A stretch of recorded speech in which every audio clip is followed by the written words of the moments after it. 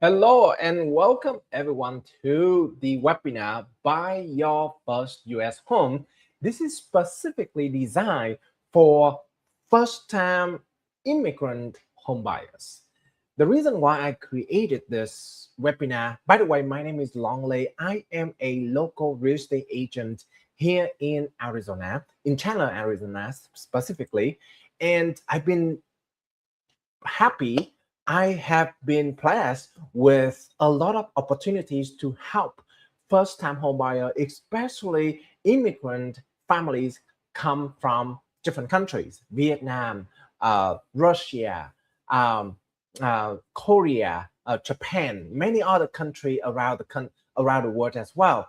And today I would like to share with you this webinar, which is basically the same exact method that I share with many other home buyers who came to the US, do not know how to start the process, don't have time to research how to start a process. Even if they have time to research, the information is becoming overwhelmed and therefore they cannot make the decision.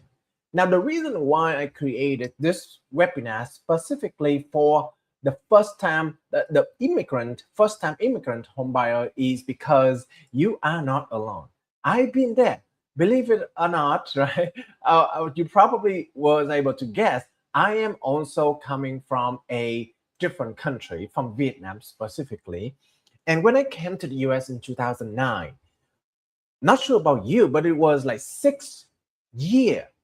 I had waited 6 years to be able to, complete all the paperwork needed and get into the US. Comment below to tell me how many years that you actually participate in the immigration paperwork process, right? Um, my uh, my process took about 6 years. So when I came to the US, I was so excited. And the way that we normally, as the Vietnamese people, come to the US is we don't even have a suitcase. We don't even know what I didn't even know what the suitcase is. So I just follow however other people do, right? This is the carton boxes, and just tape them together and go. So when I came to the US, a lot of people, welcoming me. They want to share their experience. Excuse me about that. Talk about life.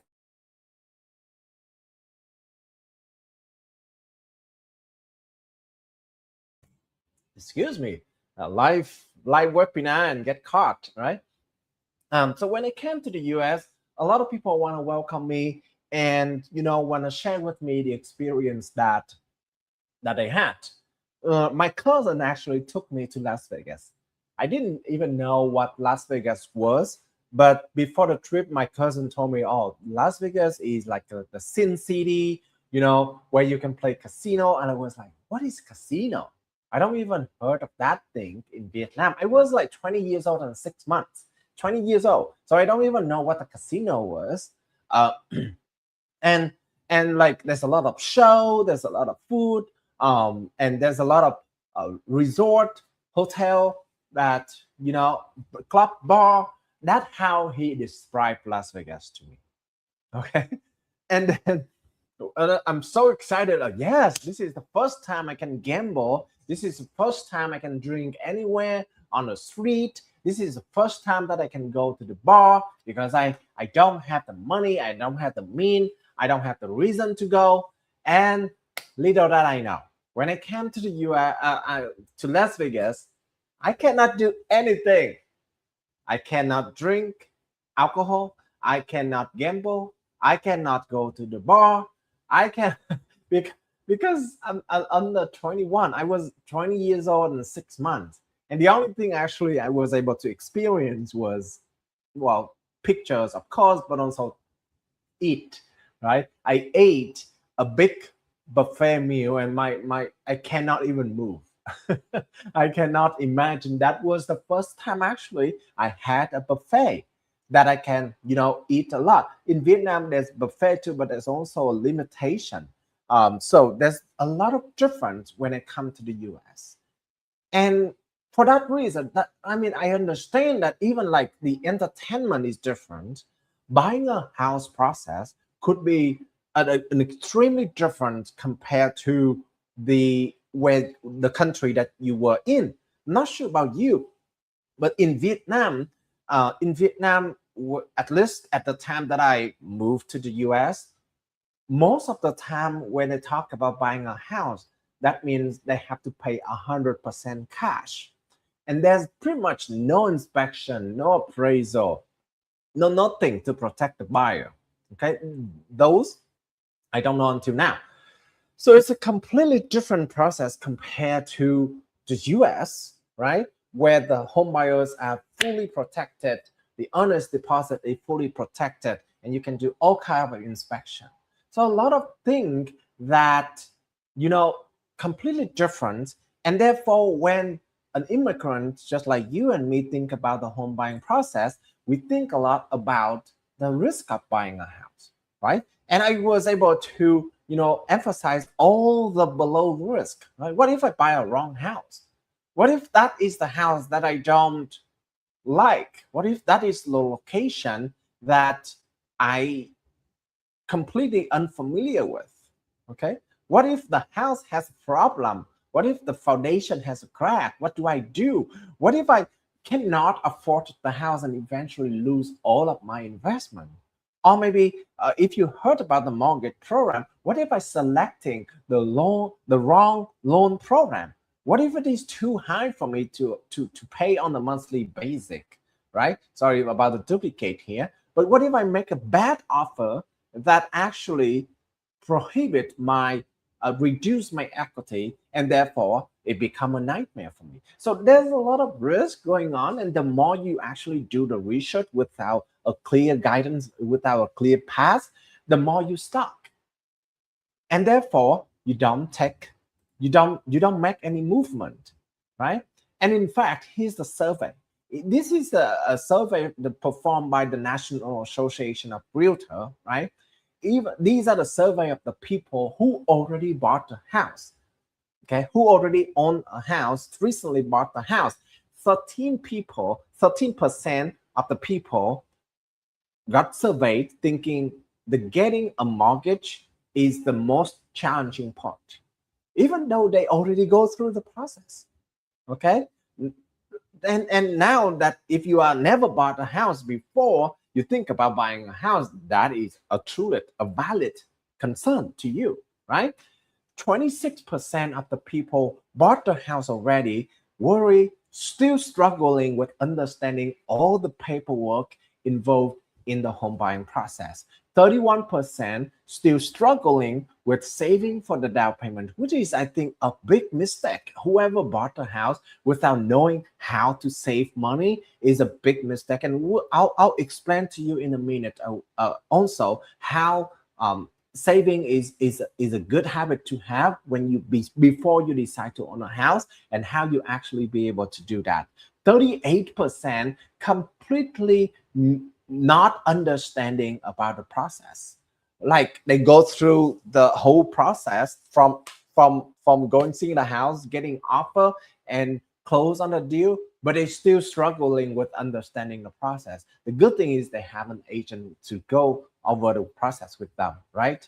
54% of the people struggling with finding the right home. Finding a house is easy. It's available everywhere on the internet. Zillow, Realtor.com, Redfin, XYZ, right? Everything. Google, Facebook also have that advertised as well. But finding the right home is a very big challenge that 54% of the surveyed people confusing, struggling with. And like I said, these are the people that already bought the house, and they still concerned, they're still struggling with that, with the home buyer, with the home buying process. Then if you haven't bought a house before, that is a completely understandable if you worry about the risk of home buying. And I think the more we think about it, you know what the cause of all of that, the cause of the fear of the risk, The reason why you are afraid of the risk, the reason why you cannot make movement, that is because you are not ready. The unreadiness, not ready. You don't have the purpose. You don't have a goal, or you don't have the mean to move forward. The people with the mean, the people with the reason, ready to go anytime. Okay, and but you might ask, how am I ready? How do I know whether I am ready or not in terms of buying a house? Right? Very simple. By taking action. Within the 17 years of my career, 17 years of me living in the US. Now I'm looking back of my 17 years, moving from zero house at all, coming to the US with basically a ticket bought by my sister, a car bought by my mom, and I living rent-free with my aunt. Right? Everything is already provided, has to. Right? I don't have anything to live in the US. Right? From nothing and now owning the first home and now 10 homes within the last 10 years. I can tell you this, by taking action, you actually make you ready. And the more action you take, the less risk that you will face. Let me repeat, the more action you take, the less risk that you have to face. And that giving you the opportunity to see, actually, you are already ready. You are already have the reason to buy. Okay. Now let me show you one of the reason, very popular reason. If you look at the difference between the homeowners versus the renter, and this is a survey by the National Association of Realtors as well, right? The net worth of the homeowners between the homeowners and the renter, the difference is 43%. And of course, the homeowners has more net worth. Meaning for every 10,000 that the renter has, the homeowners already have a net worth of 430,000. That is the number in 2025. And you know what the worst? The worst is that gap has grown throughout the year.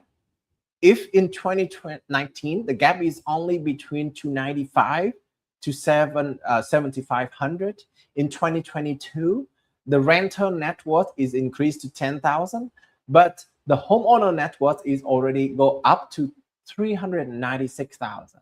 In 2025, it's even worse for the renter, reduced to 10,000, and the net worth for the homeowner already 430,000. So with that is actually the reason, the momentum that you should and you should think about buying a house if you don't think about it right now. And of course, if you worry that about all the risks, like I said, take action. Okay, take action will help you. The more action you take, the less risk you will face. Before I move forward, let me tell you another story that I had when I first came to the US, right? So this is a story that, oh, by the way, when I was in Vietnam, I was a third-year student in the University of Technology already. And the university actually focused mainly for training engineer, okay? But here's the problem. We focus on math, we focus on physics, we focus on chemistry, but I never had the idea to focus in learning English. Even though I know that I would be going to the US, right? But I never have the intention to learn English. So my English, for your respective, in Vietnam, they grade from 1 to 10, right? Always my grade is like 2 or 3, 2 or 3 out of 10, right? So my English is horrible when I came to the US. I know a little bit to scare people, to scare my niece and my nephews when I first came to the US. But other than that, my listening, my talking, my speaking is horrible. Now, the story here is when I came to the US, to Arizona, and started working at Marshalls. I work in the departments, like men department. And the main department, my main task is to organize stuff around. And like once in a while, a client, a customer come and ask me where the section is, where the jeans is, where the toys is, where the shoes are, and things like that, right? One day, a lady will come and ask me, "Hey, where's the maternity section?" Maternity section. So I think, okay, I don't know what the maternity is, and you know what? I don't know what it is, but I don't want to embarrassing myself. I don't want I don't want to like say that I don't know, and I don't want to say like excuse me, excuse me, excuse me all the time. So I have to think of an idea. I have to be creative. So I ask them, is this for man or for woman? And for those of you who are not knowing what maternity is a clothes for pregnant woman, right? I asked, is it for man or for woman? And the lady was surprised a little bit, look at me, and okay, she understand, and she pointing to the belly, making a curve on her belly. Okay, I know, it's in the woman's department, right? So that from that move on, I mean, from that experience, I thinking of myself, well, I cannot not knowing English. Otherwise, I cannot communicate to anyone here in the US, right? And for that reason, even though I'm afraid of speaking the wrong thing, I'm afraid of uh, talking and nobody can understand. I still afraid of, people laugh at me, but I decided to take action. And that action was to speak English to everyone that I met in school, my friends, my teachers, in work at work, my coworker, my boss, my customer, everywhere and every time that I have opportunity. And fast forward 6 years from that decision, I was able to speak English, graduate my master degree, and my graduate my master degree in biomedical engineering, and also got the job. Think about it. A Vietnamese immigrant came to the US knowing nothing about, well, not knowing nothing, very little of English, and be able to graduate with a master degree, got the job right away, versus a lot of English speaker students, classmates cannot find a job. So I'm very proud of that decision. And I'm glad that I took that decision to take action to start speaking English, practicing English every single time. Now, you may think, Long, that has nothing to do with buying a house. Can you come back to the topic? Yes, I will come back right now. And you might thinking, okay, so that is so good about learning English, learning something. What about the house? What kind of action that I should take to be able to achieve my dream home, my first house? Well, I'm glad that you asked. And the strategy is this: take action, one step at a time.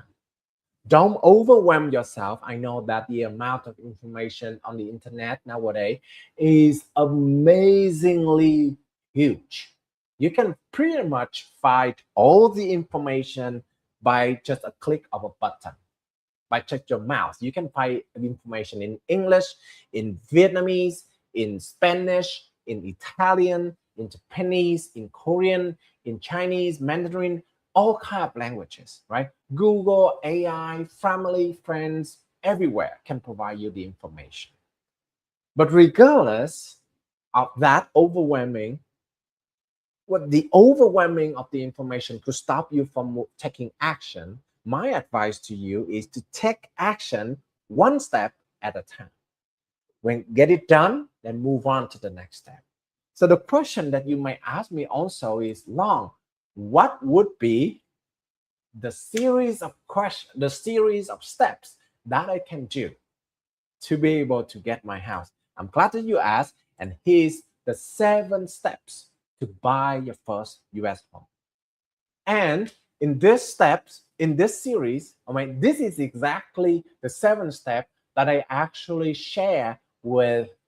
Number one is from my own experience, and number two, this is the series of steps that I share with all of my first-time home buyers to be able to get their first house. So this is a proven process, and they give you a clear, actionable, simple steps that you can take today. All right. Now here it is. The 7 steps to buy your first US home. All right. The first step is to engage your team.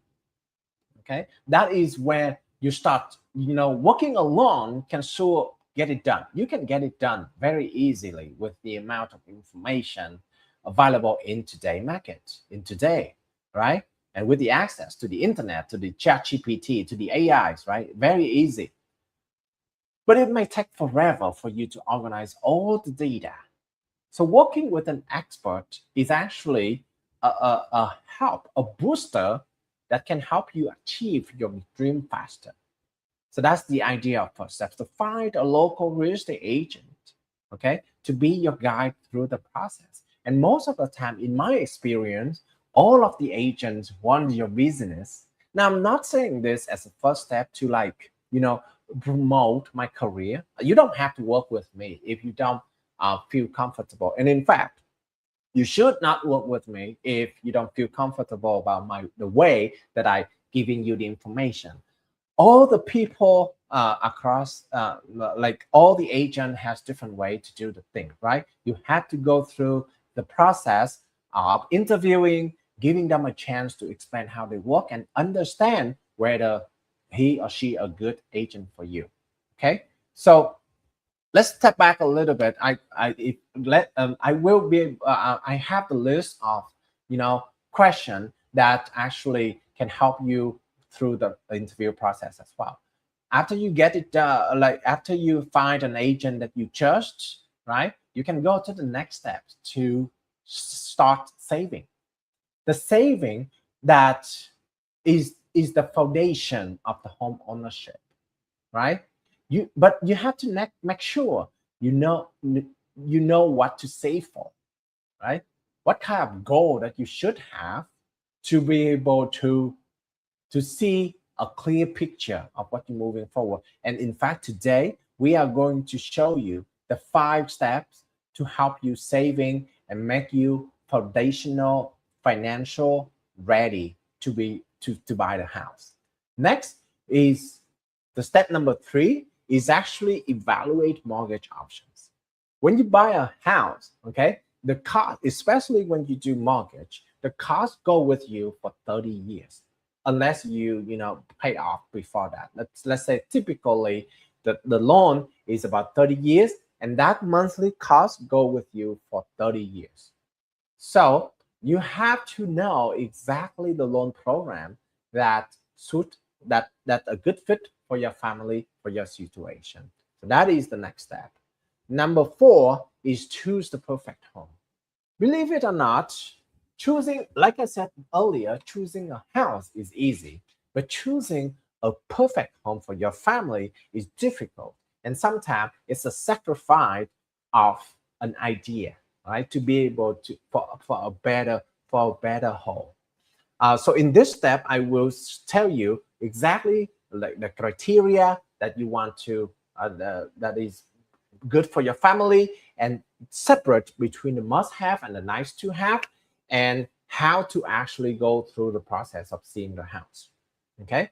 Step number 5 is when you find a house already, you have to understand what the value of that house and make a fair offer that create a win-win situation for both buyers and seller. Remember, this is your first house. This will be your first home. It's not about the investment, right? It's not about getting a very low deal, right? Although it's good to get a low deal, right? It is sometimes you have to you have to be fair to the seller to be able to get your dream home. Next is go through the closing process with you, including the inspection, the appraisal, the closing, the getting the loan approval. Those are the very important in the real estate transaction.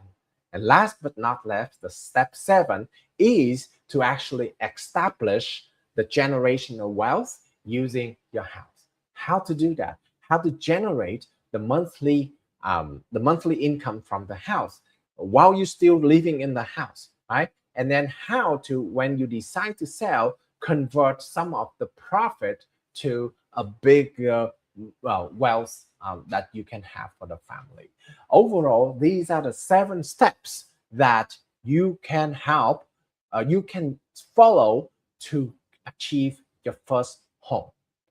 Now, for the scope of this meeting, of this webinar, I won't have enough time to go over all the 7 steps. But in today, I'm going to share with you, I believe, the 2 most important steps in the seven steps. Okay. Number 1 is to teach you how to save for the down payment, how to save and getting ready to buy a house, right? Because like I said, saving is the foundation for financial foundation for everything you have in the future. And number 2, choose your perfect home. I want to show you the process that we've been doing with a lot of home buyer, very productive and very effective as well. That to avoid all kind of problem that you may have as you see the house in person. Okay, so those are the 2 steps that we are mainly focused on. But I don't want to give you don't want to leave you hanging and worry about what if you miss anything. Okay, so if you are interested, you can scan this QR code right here. There's a link as well at the bottom of the screen that you can go and actually sign up and then receive a free buyer guide that has all the information, all the bonuses that I have available in today. Okay, as a bonus, we're gonna have the worksheet to separate the must-have versus the nice-to-have in the house. Also, the worksheet to prepare the monthly payment. Also, the worksheet with the list of 7 questions that you should ask the buyers to be able to see whether they have a good fit or not, right? So those are all the available resources if you by attending this webinar. So scan this QR code right here and get the free resource for you. Okay, so this is it. But now here's go to the next topic, which is about saving. Okay, and I have been emphasized so many times the importance of saving. Okay, let me share with you one story first before I go to the concept. Okay, so I share a little bit. When I came to the US, my mom bought me a car, right? And it is, I still remember, it's a Toyota Camry 1995. We bought it for $2,200, okay? 100% money provided by my mom. I don't have anything, right? Even though I already, 20 years old, but I didn't make any money at all when I was in Vietnam. Shame on me, right? So that car, 1995 Toyota Camry, were with me for 6 years when I was in college.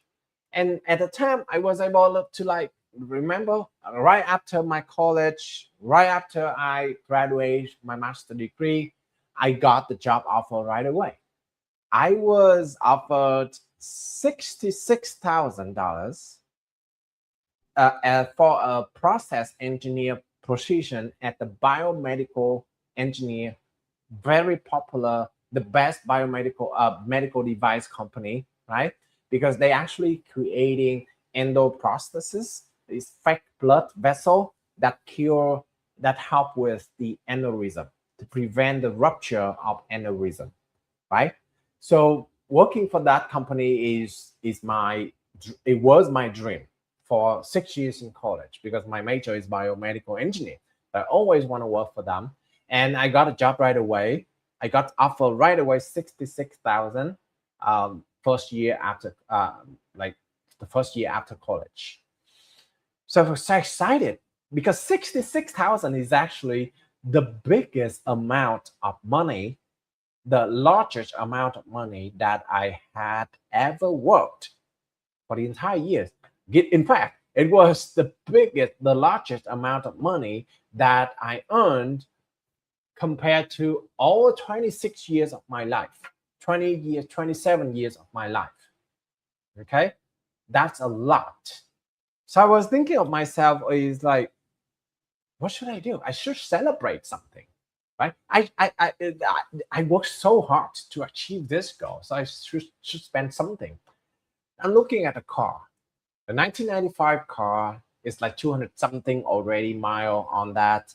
I put even more mileage in on the car. I was lucky that my girlfriend back then, my wife now, my girlfriend back then, willing to step on my car. It was so bad, right? So I decided to buy a brand new, a new car. Not even I didn't think about a brand new car. But then when I talked to the mechanic friends, I don't know, he was a friend. Okay, he was a friend for the last like 5 6 years when I was in college, and we're like, okay, I looking into a new car. What do you recommend? And he was like, let's go to Lexus. And he was, what is Lexus?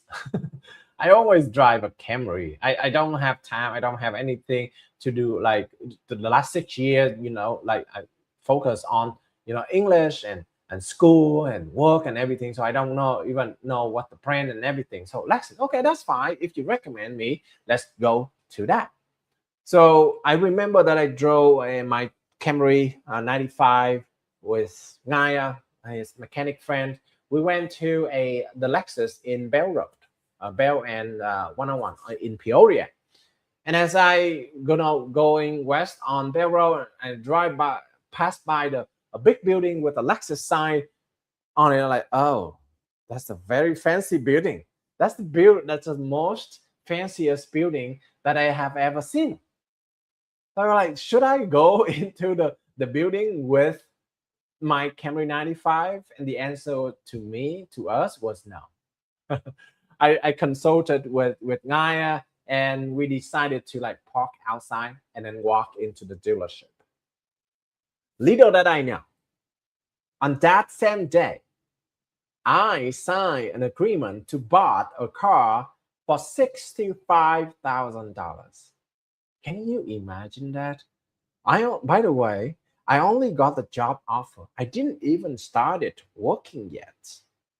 So all of my money, the $66,000 on paper, never come to my pocket, and I already spent 65,000. Of course, I don't have 65,000 to pay all, but the payment is about $600 or $700 a month. That could be the majority of my income already on the monthly basic, right? But I didn't think about it. I didn't think about it, and I just do it because I feel like I need to do it. Okay. Later on, fast forward as I'm driving my Lexus to my work and back and forth, I happen to know um, I happen to listen to the radio. I started to listen to the radio even more and understanding more about the money and I understand that decision I had was a horrible decision. So I heard of an idea to save money and pay off debt, and I follow it, and I was able to pay off $200,000 in car loan, in student loan, my wife's student loan, and all of the wedding expense for 2 years, within 2 years. And today, I want to share with you that exact same strategy that I follow to be able to pay off my debt. Okay. Without that, but before I move forward, without that decision, I have to tell you this: the habit of saving is your home's best security. Because without saving habit, right, you don't have a way to control your money. And if you don't control your money, it can go very wild. Like I said, it's my example, right? Like offered $66,000 and already think of buying a house at $65,000, right? And think about it, if you don't control, if you don't have the habit of controlling the money, it could be overwhelmed as well. And I understand that it's very easy to get a debt in the US. You can have a credit card, you can have the personal loan, right? Those are actually the trap that make you never have financial freedom and never be able to get to your first home.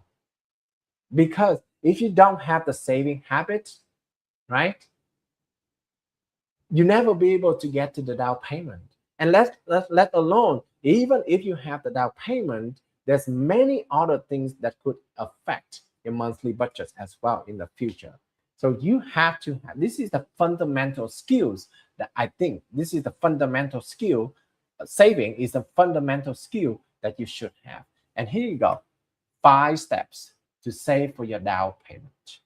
Okay, number 1, you have to know your income. This is the time that you look at your situation and find out exactly how much you bring home. There's 2 keywords here. You, I guess 3. You is number 1, right? Meaning both of you, your wife, your spouse, and yourself, both of you brings home. Okay, so even if you got, like, let's say my situation got offered 66,000, right? If you so for all of you, you know, like 66,000 is just the pre-tax. I got the tax deduction, I got the medical expense deduction, I got dental deduction, vision deduction, 401k investment, right? So that's not the take home. The amount on like 66,000 is not a take home, but whatever the amount on the check is the number of interest, because that is the money that you can actually spend, right? The other part of the money you cannot spend that. So number 1, you have to know your income. Number 2, now you understand your income, you have to list out what the current expense. You have to be aware of the current expense, everything you spend in the house. Okay, some of you might tell me, "Oh, long, but it's really depend on the month. What if the December, right? It's gonna be more expense because I have to buy Christmas gift. Summer, I have to go on vacation. July and maybe October and November, I don't have to do anything." Well, great question. If you want, as a start, I would say look at the 12 months, the past 12 months expense, and do the average on that.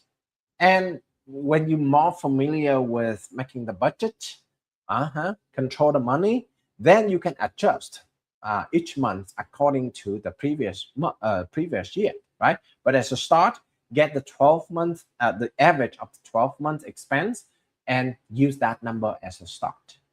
The income is also the same. If you're working for a company that have a consistent paycheck, great, that's good already. You don't have to worry about that. But if you work for yourself or you are a business owner, right, then the income could be different, depend on the months, depend on the amount of customer, right? Then you also do the 12 months average, the average of the 12 months income, to be able to, find out how much income you take home. So when you have that, those 2 numbers, income and expense, those are equally important. The reason you have to know the in and you need to know the out, right? Then you're going to make a monthly budget. Okay, remember, this is the monthly budget, not quarterly, not weekly, not yearly. Okay, monthly budget, because I think that month that is enough, like a good spot amount of time to balance the money. Okay, so create a monthly budget and make sure that you don't spend more than what you earn. You don't spend more than what you earn. Right? That's the very important key decision to make. You don't spend more than what you earn. Right? If you make 5,000, it doesn't make sense to say, oh, okay, this month I'm gonna spend 5,500, right? And then I use 500 as a credit card, and then next month I pay back. Well, you never pay back, because next month will have their own expense as well. So the number 1 goal of making the budget is you cannot spend more than the income. In fact, it is always better to have the extra income remaining to do what? To start to use that as a saving. Okay. And I know it may be difficult for you at first to have the positive number right away, but just do it. Like I said, take action. Don't think about it. Take action. You will see that the risk is much reduced, right? Take action. And when you do that, you're going to start realize, okay, this month I use more, but next month I will probably have to drop, driving so that I don't use gas too much. Or maybe, oh, I drink too much coffee in the morning outside. Maybe I'll buy coffee and then do it at home, and this will reduce the cost. It's not much, but the more not much combined together, the bigger the amount. And work toward the goal. The first goal for you is to be able to save up some money. Okay? And what is that amount of money? Good thing you asked. The first goal should be $1,000. You may be laughing already, like, Long, you talking about something that is not housing related here. Yes, I do. But the reason why I know the reason why you say that is because as a home, right? Any amount like 1,000 doesn't give you much, so you have to have more than that. But here, the reason why I think this is a very good goal is because it's not a too big amount that scare you away right away. Most of the people fail not because they don't take action, but of course taking action is important. But the majority of the people also fail because they don't keep the commitment, right? And for that reason, 1,000 is a good amount so that you stay with the commitment you have at the beginning. Remember, this is only step 4, right? You stay in the commitment to continue saving, mastering the budget, right? And it's not too small that is too easy for you to achieve. Remember, you start from scratch. So I expecting you're gonna run negative when you do budget for the first 2 or 3 months. And then as you monitoring it, as you adjusting it, you finally get to the point you can start putting into the saving, right? And that and to reach the 1,000 is going to be much easier. Some of you may ask, what if I already saved? What if I didn't follow the method that you have in 1, 2, 3, 4, and I already saved 4,000? Right? That's good for you. Whatever method of saving work for you, use that. This is just my own suggestion. And if it doesn't fit for you, use your own, right? Because the next goal is going to be even more challenging. And that is the 5% down payment. So this is the actual time that you start saving for the down payment. After you know your monthly income, after you know your monthly expense, after you control the budget to make sure that there's no negative number, and after you save for the 5,000, now you can start thinking about saving for the down payment. And the reason why I recommend 5% is this mainly is helps you with the loan program. The higher, here's the thing, in general, the higher the down payment, the better the interest rate, as well as the fee, lower the fee, right? So some of you might hear the internet about like the 3.5% down, the 0% down. Yes, some of you may qualify for those programs, but you have to be willing to pay a higher risk. And I try to avoid you to be in that situation if you don't have to. And for that reason, I recommend you the 5% is a good number. So overall, these are the 5 steps to save for the down payment.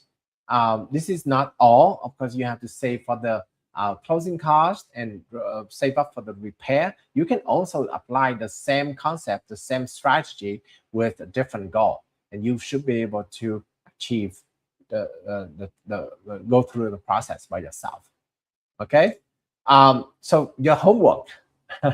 You didn't think that you have homework today, right? Your homework is to start tracking, planning, and saving with intention every month. I would say with intention, right? Sometimes you just, okay, I already think in my head, this is what I know, this is what I have, and this is what I spend. That's enough. No, you have to do that intentionally to be able to achieve the best possible outcome. Okay, well, thank you so much, everyone, for listening to my webinar today. Like I said, I do have all the available resources for you in this QR code. You can also scan, you can also go to the website with the link right below, the magicalsuccessrealty.com/Arizona-buyer-guide to be able to give you all the resources, the 7 steps of buying a house, the much more detail, right? And then you can read it by your own time as well. If you confused, not understanding about what I showed today, right? Feel free to go back to the video, which will be sent to you via email so that you have a record as well. Okay. If you are interested in working together, the very first step that I normally do is to have a conversation with you, to understand your goal, to understand your target, to get to know you, so that I find out where you are in the process during the 7 steps, and then appropriately assign you to someone who can help you out. If you're interested in finding out whether you are ready to buy a house or not, which steps, which stage, phase that you are in, feel free to scan the QR code above and then book an appointment, completely free, private one-on-one appointment with you and the family. Okay, well, before I close up my webinar, I want to share with you one story. This is a story about a first-time home buyer. His name is Viet. He's a Vietnamese, and he amazed me because how determined he was when he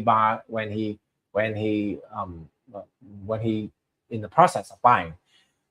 He came to the US, I believe, in 2025, maybe the beginning of 2025, the end of 2024. And he contacted me right away, like, hey, Long, I want to buy a house. And when I go through the series of questions that I have to prepare the buyers, I found out that he just came to the US 2 months ago. Congratulations, he just bought a ticket of not be able to buy a house right now. Well, here's the thing: there's some rule and requirements, right? Number one, you have to have working history. Number two, you have to have a working income, a history of income. You have to have the social security number. You have to have the credit score. With 2 months in the US, he doesn't have anything of that, so he's not ready. But we were able to create a plan, getting connected with a loan officer, giving him advice on how much of the down payment and whatever, right? And then 17 months later, he contacted me again and said, Long, now I am ready to buy. And I was surprised, like, only 17 months? Because normally it's 24 months. So I have to double check with the loan officer whether it's true or not, right? In fact, there's a special program come up at the time that he reached out to the loan officer again, and he was able to qualify for that program. In 17 months, we start looking houses pretty much every day, right? And go see houses every week as well. And finally, he was able to buy a house. So it's very, very encouraging because he came to the US as well with nothing in hand, right? Like I said, no job, no working history, no income, no credit, no down payment, and he still be able to get the house within the 17 months period. It's 18 months to be exact, right? So this is a story that I very highly encourage you to follow and to be able to get your own first home as well. Because here's the thing: a house is more than just a personal asset. I believe it is a foundation to build your family in the US. So take action one step at a time. Thank you, everyone. Bye-bye.